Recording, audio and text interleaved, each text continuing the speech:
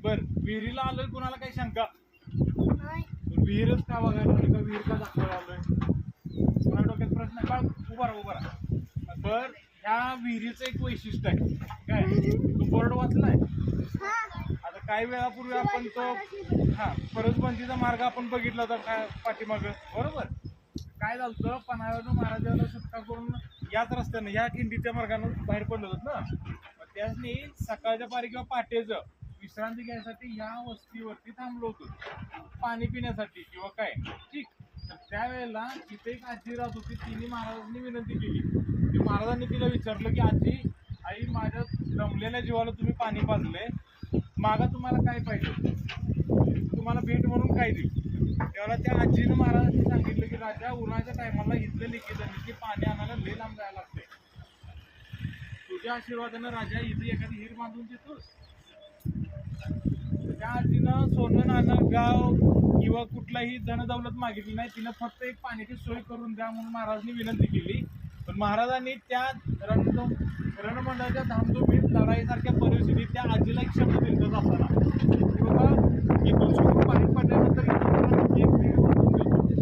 अलग लक्षात, महाराज आपलं उगत जाणते राजे म्हणून ओळखले जात नाही.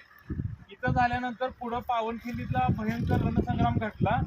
महाराज गडावरती 22 दिवस राहिलं होतं. त्याच्यानंतर त्यांची राजकारणाची घडी व्यवस्थित असल्यानंतर त्यांच्या लक्षात होतं पांढरं पाणी गावात एका म्हातारीला, एका आजीला मी शब्द दिला होता. तर महाराजांनी तुरंत आपल्या मावळ्यांना पाठवून दिलं आणि इथं ही विहीर खणून दिली. म्हणून ह्या विहीर आपल्यासाठी पवित्र आहे, पावन आहे की स्वतः साक्षात छत्रपती शिवरायांनी ही विहीर बांधून दिलेली आहे. ह्या विहिरीतलं पाणी आपण ज्या ज्या वेळेला येईल तीर्थ म्हणून प्राशन करा किंवा आशीर्वाद म्हणून घ्या.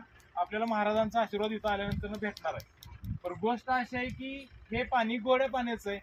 विहिरीचं खाली जर बघितलं तर अजून एक म्हणजे 15-20 फुटावरती पाणी लागले. किती?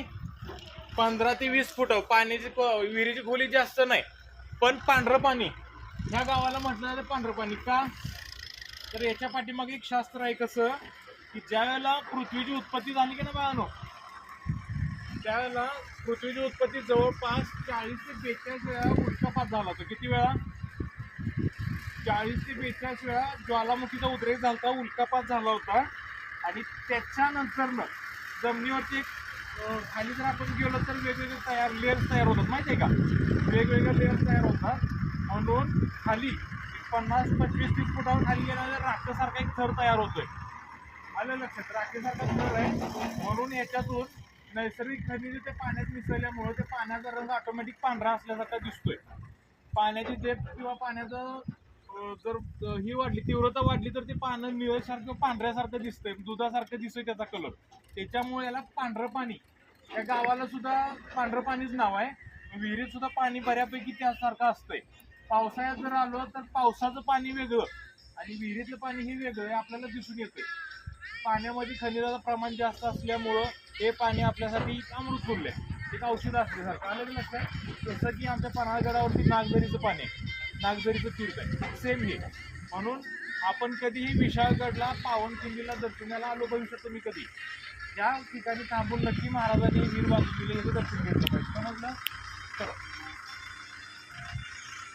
हे पाठीमागे सरकार बांधू चलो.